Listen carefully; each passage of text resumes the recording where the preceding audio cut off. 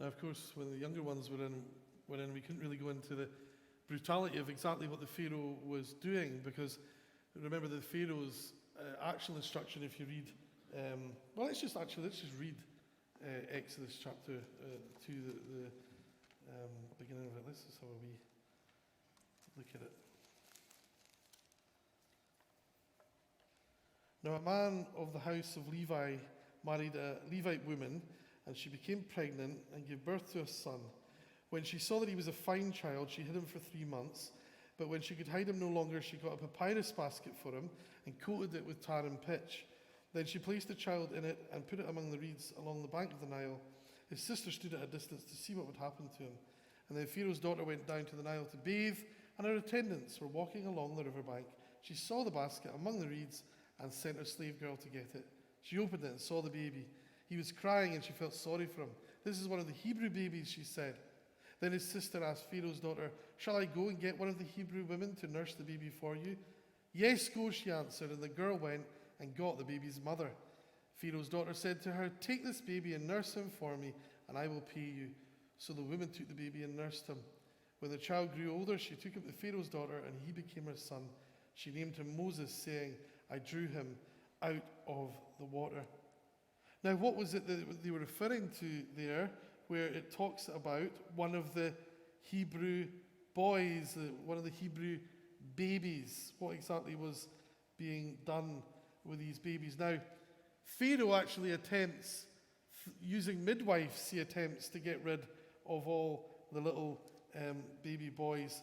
And when that fails, then he gives this horrendous order in verse 22 of the previous chapter, where it says, "Every boy that is born you must throw into the Nile, but let every girl live." Absolutely horrendous, horrific scene, and a very dangerous time to be a little baby boy. A dangerous place at a dangerous time. Moses arrives into the world. Now, in a basket on a river, if I said to you, that's where a baby will be safe and sound. Here's the plan. These babies are being pursued. We're going to put the baby in a basket and we're going to put it in a river. You would probably think, I don't think that sounds like a great idea, particularly. And you, most of the time, would be right, 99% of the time, would be correct, I think. Rivers are dangerous places. They can be fast-flowing. They can be deep. I mean, the Nile's a long river. Maybe there are deeper rivers, but it's deep enough that it'd be a problem for most people if they got into trouble. It's deep. It could be fast-flowing. It can hide all manner of nasty snares under the surface that will entrap you. The temperature could be low at a particular time in the day. If you were to go into it, it might shock your body. We know how dangerous rivers are. Powerful currents can pull you under and carry you away. And even the best of swimmers can find themselves in bother sometimes in a river. So it's not a place to be for humans much of the time. Pretty to look at, but not exactly a place of safety. It comes with risks. And it seems crazy then that you would place a baby in a basket and float him on a river, and that was seen as the safe option. I mean, that's how bad it was when you think about it, because where else do you put him? You hide him in the house, they might search the houses. Where do you put the baby? It was a very desperate situation that they were in, but the fact that that's seen as the safe option is pretty mad when you think about it. But that is the story of Moses' start in life. How bad was it, that was seen as the only option? What can have been happening on dry ground that was so horrifying and so riddled with risk that floating a baby on a river seemed like the preferable option? Life under Egyptian oppression was not easy from the get-go for Moses and for people like him. Israelites, people of God. Moses took his first breath and entered a world where a baby like him was apparently one too many. Isn't it sad that things went so badly wrong? The Israelites had a home of sorts in Egypt after Joseph's exploits, after the impression that he had made on the people, after essentially saving the nation and saving them from starvation. And the credit that was received from that seems to have run out. It would only go so far. A new king, a new Pharaoh comes to power, to whom Joseph meant nothing. And the goodwill that they had experienced had expired, and the Egyptians had changed their tune. Because there was too many of them, as we've said. They were becoming too numerous. God was blessing them with babies, but not everyone was celebrating that.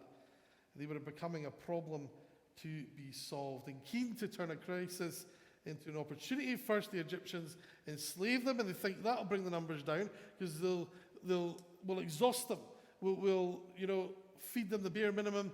They're not going to be reproducing because they're going to be working so hard, and they're just going to live a life of misery. But God continued blessing his people with children, and it was becoming more and more, therefore, of a problem for Pharaoh, who decided that this was a problem for him, and so it was becoming a bigger and bigger one. And so we learn of this plan, this terrible plan, to throw every little baby boy into the river. So the river that was meant for death, isn't it interesting that it becomes for Moses the start of life in God, life under God's plan. So it was intended for death, but God had another plan for that river. All 4,160 miles of it, and at its deepest point, I think it's about 36 feet deep. A big, mighty river that was meant as a place of death became a place for rebirth of, in a sense, of God's people and God's nation. I think I read somewhere once that babies are born with the ability to swim. I definitely have read that, although I've also read things that say that's not true. So I don't know if there's anyone here who knows more about that than me. I'd be intrigued to find out. But some say that they do, but they very quickly lose that ability and have to relearn it later in life. And I think there's a bit of a trend at the moment for getting babies into the pools. I've seen this, I've been picking up on this, from a very young age, getting them in and not losing that maybe innate ability that there is to swim. It's quite intriguing, all of that. One thing is for sure, though, they weren't going to be swimming in a river. This was certain death, but God had another plan. This basket that's prepared, this basket that's made of papyrus, that's tar and pitch, the Hebrew word that's used is also the same word that's used for the ark, as in Noah's ark. And isn't it interesting that that should be the case? That same word that's used for that big ship that protected some of God's animals and God's chosen people, same word is used for this basket, this wee basket that protects wee Moses bobbing about on the river. Let's sing again now, and we'll come back to reflect on what happens thereafter and what it means for us. So remember, the video said, here's a child that wasn't supposed to live. He was supposed, of course, to die. That was the Pharaoh's plan. That was the Pharaoh's decree. His mother, and we know her name's Jochebed, because we read that in Exodus chapter 6, so we know her name. It's interesting, it says in the scripture that I read that she saw her baby and he was a fine child. I like how the video deals with that. I mean, the English, when you read it in English, you're thinking, what's meant by that? I'll come to that in a minute. But they said special. He's a special child. I'll come back to that. That is a good description of what's meant here. But when you first read it, you think, a fine child, does that mean that he was beautiful or handsome? And I did find one version where they had used the word beautiful, actually. Anyway, I just thought that was a little bit amusing. It reminded me of my story. My dad claims that he was he won a Bonnie Baby competition in Kirkhill in 1952. And I question how many babies were born in Kirkhill in 1952. He claims there was, a few. I think there was one, and he actually came second. But anyway, but this, when you read that, I think, oh, he's a fine child. What if he wasn't a fine child? What if he wasn't a beautiful child? But of course, that's not what's meant here. Of course, she isn't deciding her child's future based on his looks. She knows there's something about this child. This child is going to be a special child. And the word that's used, the word that becomes fine, or good, or special, whatever you want to use in the English, but the Hebrew word is the word tov, which means good. And it's the word that's used in Genesis when God talks about his creation, when it says that he saw the light and it was good in God's eyes. So that's how she saw her baby, almost through in the way that God looks at his creation through eyes of love. I think that's beautiful. I love the way that's described. Such was the mother's love for him and for her God, that rather than obey Pharaoh, she was going to defy him and deny him and put Moses' life in God's hands. Like the midwives in Exodus chapter 1, who had also refused to obey the Pharaoh's command to get rid of the little male children, she too was going to stand up to him and defy his orders. Now, hiding a newborn son for a time would have been extremely difficult, and she had a tough decision to make there for what she was going to do in this situation. How was she going to keep him safe, but hand him over to God ultimately? She has to let go at a certain point. And that's difficult. That must have been difficult for her to let go. That placing of him in the basket and into the river must have been ripping her heart out in some ways. She's really trusting in God in that moment, because you just don't know what's going to happen on that river and how it's going to end up. Yes, someone might come along to the riverside soon and spot him, but it could have gone wrong. It could have gone wrong. She doesn't know when she lets them go. So it takes guts to do what she was doing. It takes great faith to do what she was doing. It takes great wisdom too. I mean, the plan seems crazy, but the plan that she puts together is ingenious too. Because this basket is made of papyrus, and that symbolizes all sorts of things, actually. That symbolizes God's protection. It symbolizes God's law, which was written on papyrus.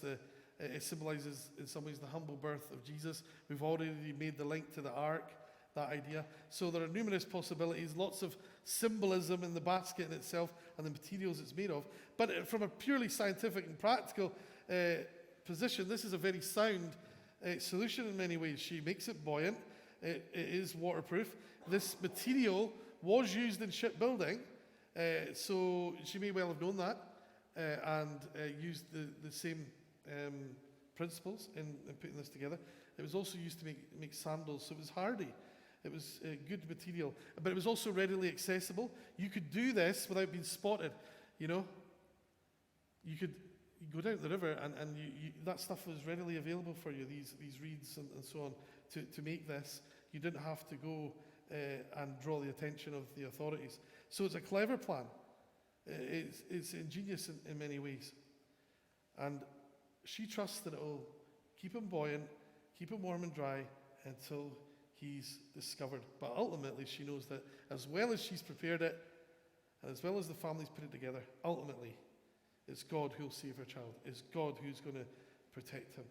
As much as she places him in the basket built by human hands, it's in God's hands that she places him more so. As much as his sister Miriam watches over him by the river, he's more carefully watched over under God's eye. And she knows that, and they know that. Isn't it ironic? There's a delightful irony about this whole story. Because you have this horrible plot by the Egyptians to eradicate all these male Israelite children. And God just turns it on its head. Isn't it ironic that he uses an Egyptian princess to be the one to find Moses, to bring him in to that inner sanctum, the palace, into the king's court? Isn't it a delightful irony that they end up bringing him up? It just shows us that there's no seat of power that God cannot touch. So you have to wonder, why are we at times so fearful about things? There's no power in this earth that's greater than the power of our God. So why are we so scared? Why are we so fearful about the future at times? You have to wonder. We have a God who can reach right into the heart of the Egyptian court and place this boy, Moses, who would later go on to serve him in such a spectacular way, right into the heart of the palace he goes. There's just a delightful irony about that. And he plucked from the river that was meant for death comes this new life for God's people. So what about for us then? What does this mean for us? God was not going to completely allow his people to be wiped from the face of the earth. God's divine intervention and protection was on show in this story. It reminds us that even when we find ourselves in the most desperate, the most dire of circumstances, God looks on us, remember, as a mother might look on her child, and with love, with eyes of love, through eyes of love, and sees us as fine and worthy of salvation. And of course, salvation comes through Christ and his death and resurrection. He will not let his people be enslaved. Change is coming. The Pharaoh doesn't know it's coming, but it's coming, and it's arrived right in as a little baby crawling about his palace floor. Change has arrived in that form for him. He just doesn't see it yet, but he will in time. God has got this. That's the message of this story. When you put your life in God's hands, there's no safer place you can put it. Now, I don't mean that he'll always keep you safe from injury or harm or illness. You might have something fall on your head, and you're not got a hard hat on. You might cut your finger and chop a bit off it. I don't know who'd be daft enough to do that, but there we go. But that will happen to you, and you might get ill and so on. But your life in Christ is safe. Your eternal life is secured. The promises that every believer receives will be kept. We'll all die at some point, but not all will truly live, and not all will live forever with God. But those who are relying on God, however, know that they're in safe hands, and they need not worry. All those dangers of putting a wee baby in a basket, onto that mighty river, all those uncertainties as to what might happen. And even if he's found, what if they still got rid of him? All these questions, all these worries, all these fears, and despite all that, God's plan unfolds. Because remember, God's plan defies the odds, and it transcends our powers of prediction. You can't explain it, and you know it's not just random, but what we can see is God's got this. So whatever madness or badness assails you, God's got this. Whatever hardship or poverty comes your way, God's got this. God has got this, and what we must learn to do is trust and act upon that trust.